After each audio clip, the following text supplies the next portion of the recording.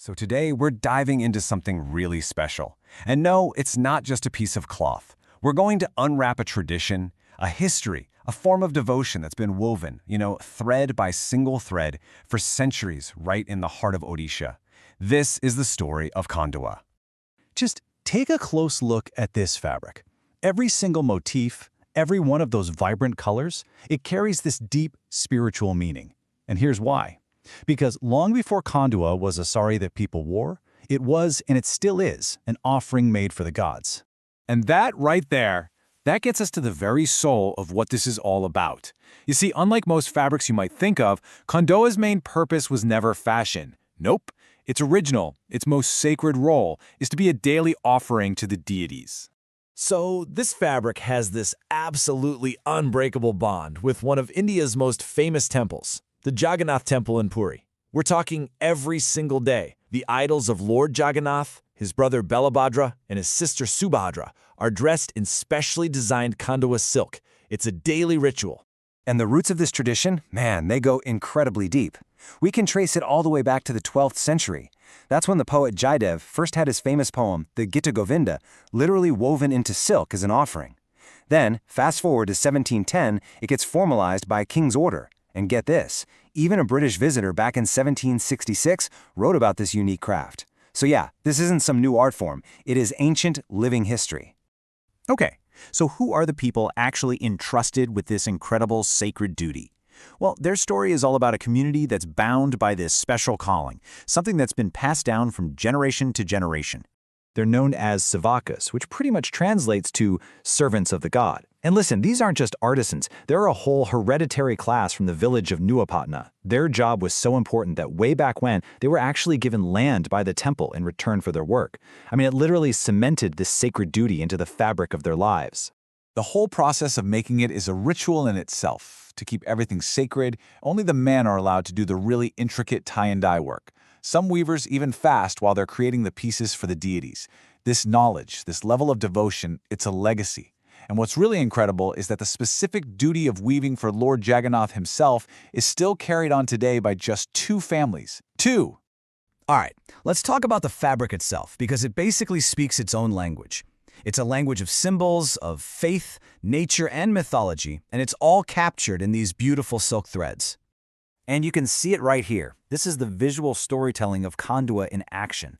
These patterns aren't just for decoration, not at all. They've got this flowing, really natural feel to them, full of these graceful curves that show you animals, flowers, even whole scenes from mythology. Every single design has a story. The vocabulary of images here is just so rich. You'll find things like elephants for wisdom, lotus flowers for purity, peacocks for beauty. You'll also spot things from the temple itself, like the conch shell and wheel. But what's really mind-blowing is that sometimes you can find entire verses from the Gita Govinda or depictions of the 10 avatars of Vishnu woven right into the fabric. Just think about that. And the colors? Oh, they're just as symbolic. There's a very specific color code for the 3 main deities. So you've got yellow, which represents salvation, and that's for Lord Jagannath. Then there's green, for life. That's for his brother Balabhadra. And red, which stands for power, or Shakti, is for their sister, Devi Subhadra. It's a whole color palette that's completely rooted in deep religious meaning. So you might be wondering, how in the world is something this intricate and this meaningful actually made? Well, the answer comes down to an unbelievable amount of patience, skill, and a kind of focus that's almost meditative. This is that famous ikat, or tie and dye technique. So first, you have to prepare the yarn. Then comes the most important part. Sections of the yarn are tightly tied off based on what's basically a mental map of the final design. So when it's dyed, those tied parts resist the color.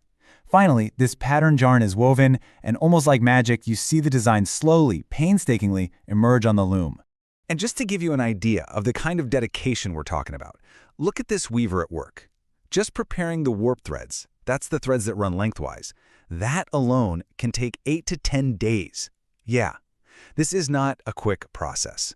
It's a slow, deliberate, beautiful art form. So all of this brings us to a really important question, especially for our world today. How do you protect a tradition that is this slow, this sacred, from all the pressures of fast fashion and mass production? I mean, it's a huge challenge, right?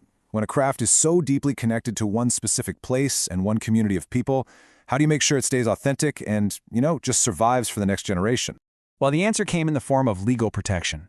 On September 12, 2008, Khandua Saree and Fabrics were officially granted the Geographical Indication tag, or GI tag.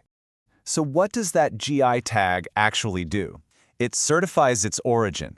It's a legal promise, a guarantee, that if you're buying authentic Khandua, it came from the hands of the weavers in Nuapatna and the villages around it, the exact community that has been taking care of this tradition for centuries.